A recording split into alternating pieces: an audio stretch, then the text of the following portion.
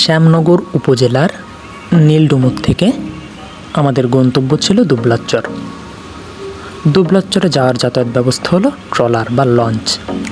আপনি ট্রলার বা লঞ্চের করে সুন্দরবনের মধ্য দিয়ে সুন্দরবনের অপরূপ সৌন্দর্য উপভোগ করতে করতে দুবলাচরে যেতে পারবেন। দুবলাচরে যাওয়ার সময় আপনি গোলপাতা সহ হরিণ, বানর, বন্য শূকর, নানা ধরনের প্রাণী দেখতে পারবেন। দুবলাচরের বিশেষ আকর্ষণ হলো হিন্দু ধর্মাবলম্বীদের রাসমেলা। এছাড়াও এটা একটি জেলেদের পল্লী। এখানে জেলেরা বাস করে।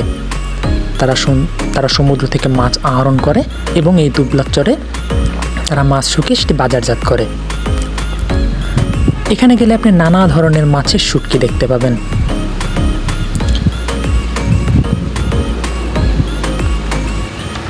এসব শুটকি মাছ সারা বছরই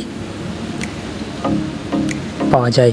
এখানে জেলেরা 6 মাস বাস করে এবং এই 6 মাসই তারা মাছ আহরণ করে এবং সেসব মাছ বাজারজাত করে।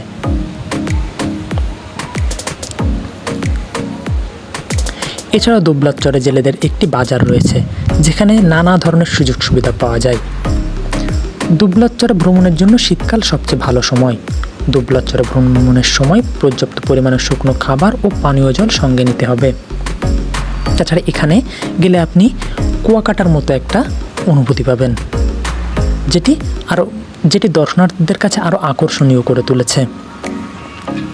দুবলাচর একটি সুন্দর ও শান্তিপূর্ণ জায়গা। প্রকৃতির সৌন্দর্য উপভোগ করার জন্য এটি একটি আদর্শ স্থান।